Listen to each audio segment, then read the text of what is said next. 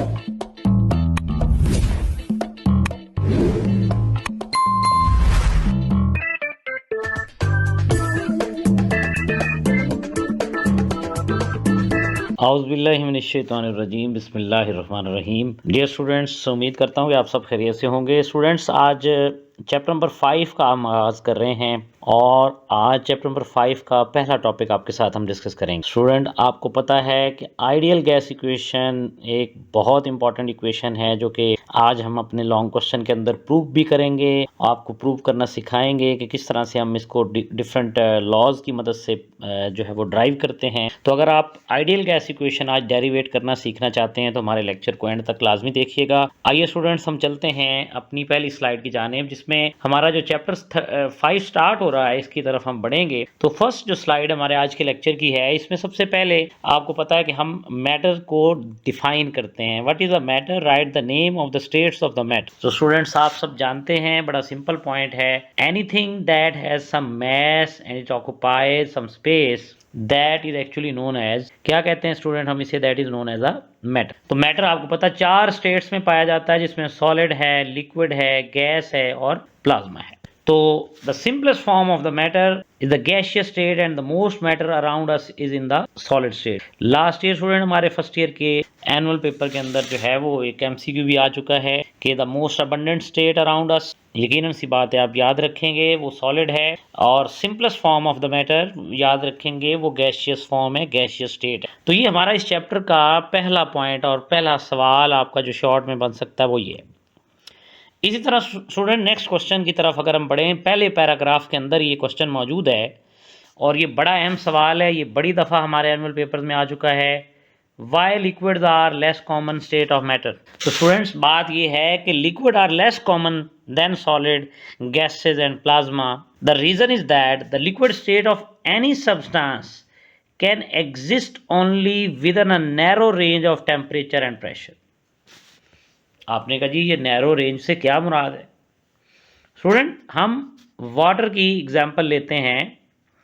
आप सब ये जानते हैं कि वाटर का बॉइलिंग पॉइंट कितना होता है? 100 डिग्री सेल्सियस।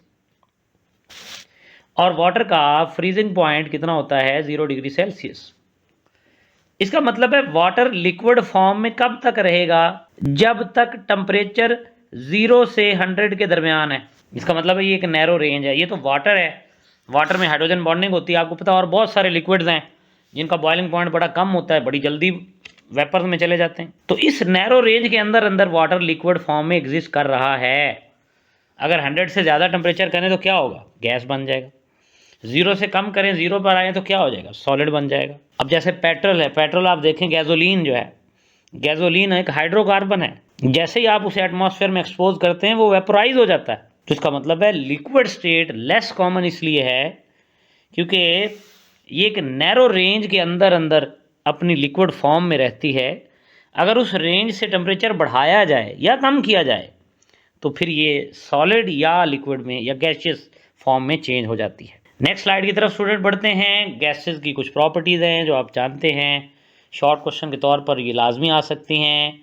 आपको पता है कि पहली प्रॉपर्टी आपके सामने, gases do not have a definite shape and volume. आपको पता है गैसेस को जिस कंटेनर में ऐड करते हैं उसी की शेप और उसी की वॉल्यूम ये तैयार कर लेते हैं।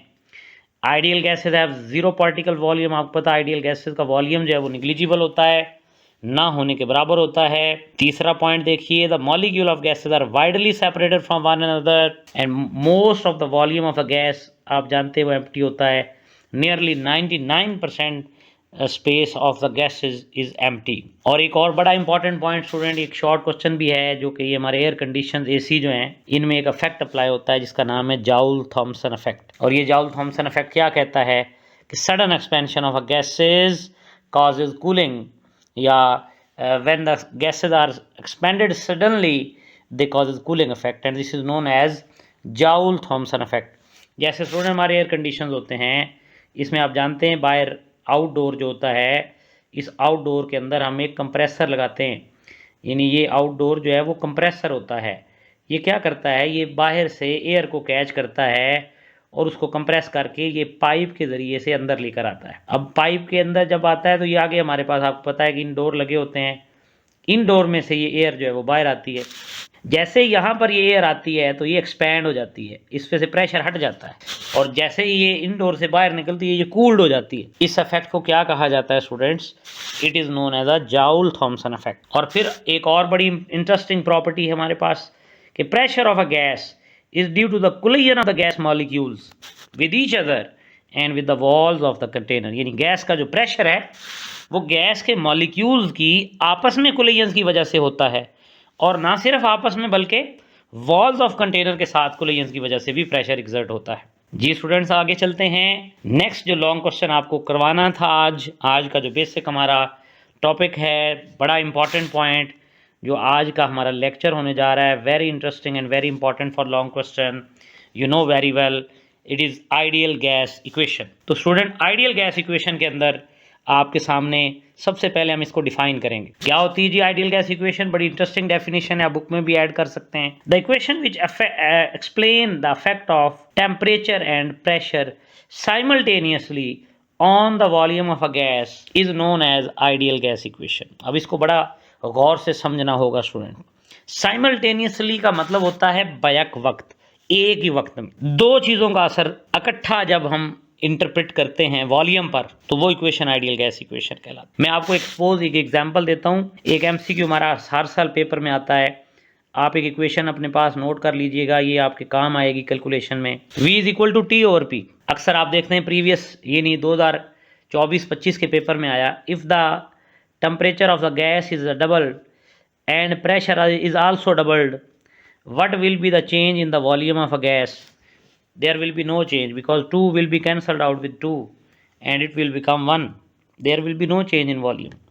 तो आपने क्या चेंज किया? टेम्परेचर भी चेंज किया, बैक वक्त प्रेशर भी चेंज कर दिया। असर दोनों का देखा कहाँ पर? वॉल्यूम पर। तो ऐसी इक्वेशन जिसमें हम टेम्परेचर और प्रेशर एक ही वक्त में चेंज कर देते हैं और उस टेम्परेचर और प्रेशर को चेंज करने से वॉल्यूम पर क्या असर पड़ता है वो एक्सप्लेन करते हैं, ऐसी इक्वेशन आइडियल गैस इक्वेशन कहलाती है। ये कोई लॉ नहीं करता, ना बॉयल्स लॉ करता है। बॉयल्स लॉ सिर्फ वॉल्यूम और प्रेशर का रिलेशन है, चार्ल्स लॉ सिर्फ वॉल्यूम और टेम्परेचर का रिलेशन है, एवोगैड्रोस लॉ सिर्फ वॉल्यूम और नंबर ऑफ मोल्स का रिलेशन है। ये सिर्फ आइडियल गैस इक्वेशन करती है। तो ये बड़ी इंटरेस्टिंग बात है जो मैंने आपके साथ डिस्कस की है। इसी तरह आपको आगे लेके चलते हैं डेरिवेशन की जानेब। अब हम किस तरह जनरल गैस इक्वेशन ड्राइव करेंगे ये हम आपको बताएंगे, आप तवज्जो फरमाइएगा। पहला जो लॉ है आप सब जानते हैं कि बॉयल्स लॉ क्या होता है। आपको पता है कि volume of a gas is inversely proportional to the pressure keeping the number of moles and temperature constant. तो ये फर्स्ट लॉ है, ये इक्वेशन आपने याद रखनी है। इस इक्वेशन को हम इक्वेशन नंबर 1 कह रहे हैं। आगे चलिएगा स्टूडेंट्स, नेक्स्ट हमारे पास जो लॉ है चार्ल्स लॉ है। Volume of a given mass of a gas is directly proportional, किसके directly proportional student? Absolute temperature. Absolute temperature क्या होता है? वो टेम्परेचर जो केल्विन स्केल में मेजर किया जाए उसे एब्सोल्यूट टेम्परेचर कहा जाता है स्टूडेंट्स। और यहाँ पर जो इक्वेशन हम मैथमेटिकल याद रखेंगे वो आपके सामने है कि V is directly proportional to the temperature. ये इक्वेशन नंबर 2 है हमारे पास, जो आप लाजमी तौर पर माइंड में रखेंगे। इसी तरह स्टूडेंट नेक्स्ट हमारे पास थर्ड लॉ जो इसके अंदर हम अप्लाई करते हैं, सीखते हैं, एवोगैड्रोस लॉ है। क्या कहता है student Avogadro's law? That the volume of a given mass of a gas is directly proportional to the number of moles. जितने किसी गैस के नंबर ऑफ मोल्स ज़्यादा होंगे उस गैस का वॉल्यूम भी उतना ही ज़्यादा होगा। दो चीज़ें कांस्टेंट रखेंगे, क्या क्या? एक टेम्परेचर और एक प्रेशर। तो ये स्टूडेंट 3 लॉज और 3 इक्वेशंस आपके सामने आ गई। अब हम क्या करेंगे? आपके सामने स्टूडेंट स्लाइड आपके सामने मौजूद है कि हमने क्या करना है कि then all these 3 relationship can be join together. ये तीनों लॉज को हम एक दूसरे के साथ ज्वाइन कर देंगे, कंबाइन कर देंगे। अब देखें इन तीनों में कॉमन क्या है? वॉल्यूम। वॉल्यूम डायरेक्टली प्रोपोर्शनल किसके है? नंबर ऑफ मोल के। फिर डायरेक्टली प्रोपोर्शनल किसके है? टेम्परेचर के। इन्वर्सली प्रोपोर्शनल किसके है? प्रेशर के। तो ये आपने ड्राइव कर लिया। अब आप ये देखिए कि हम क्या करते हैं, वॉल्यूम प्रोपोर्शनैलिटी का साइन और कांस्टेंट आर लगाते हैं। आर एक स्पेशल कांस्टेंट है जिसे जनरल गैस कांस्टेंट भी कहा जाता है। बात समझे आप? अब ये प्रेशर इधर डिवाइड हो रहा है, इधर जाएगा तो मल्टीप्लाई हो जाएगा, क्या बन जाएगा?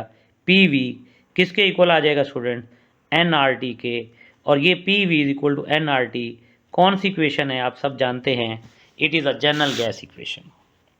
तो ये जनरल गैस इक्वेशन कैसे आई? By combining all the gas laws which we study over here. इसी तरह स्टूडेंट्स नेक्स्ट पॉइंट की तरफ बढ़िए और नेक्स्ट पॉइंट की तरफ आइए। बड़ा इंपॉर्टेंट पॉइंट है, शॉर्ट के लिए आपको आ सकता है, इसको हम ड्राइव भी करेंगे, आप गौर कीजिएगा कि हम जनरल गैस इक्वेशन की मदद से क्या किसी गैस का मॉलिक्यूलर मास भी कैलकुलेट कर सकते हैं? जी हाँ स्टूडेंट्स, ये न्यूमेरिकल भी हमें इसका दिया गया है, आपने बड़े तवज्जो से देखना है कैलकुलेशन कैसे होती है मॉलिक्यूलर मास की। आपके सामने जनरल गैस इक्वेशन है, पी वी किसके इक्वल होता है? एनआरटी के। एन का क्या फार्मूला है? मैस ओवर मोलर मैस, आप सब जानते हैं, मल्टीप्लाइड बाय आरटी, और यहाँ पर बराबर है पी वी के। अब अगर हम ये m फाइंड करना चाहते हैं ना, तो हम ये क्या करेंगे, हम पी वी और m की पोजीशन आपस में इंटरचेंज कर देंगे। तो क्या बनेगा? कैपिटल M यानी मॉलिक्यूलर मास जो हम फाइंड करना चाहते हैं, जिसे हम रिलेटिव मॉलिक्यूलर मास भी कह रहे हैं, that will be equal to MRT divided by PV। अब अगर आपको ये सारी चीज़ें दी गई हैं, मास of a gas, R, temperature, pressure and volume, then by putting these values we can calculate the molecular mass of the gas। जी students, ये बड़ा इंपॉर्टेंट पॉइंट और ये बड़ा इंपॉर्टेंट लेक्चर, लॉन्ग क्वेश्चन, हमारा पहला टॉपिक हमारे चैप्टर नंबर 5 का इख्तिताम पजीर होता है। उम्मीद है आपको अच्छी तरह समझ आ गया होगा। नेक्स्ट लेक्चर तक के लिए इजाज़त दीजिए। अल्लाह हाफिज़।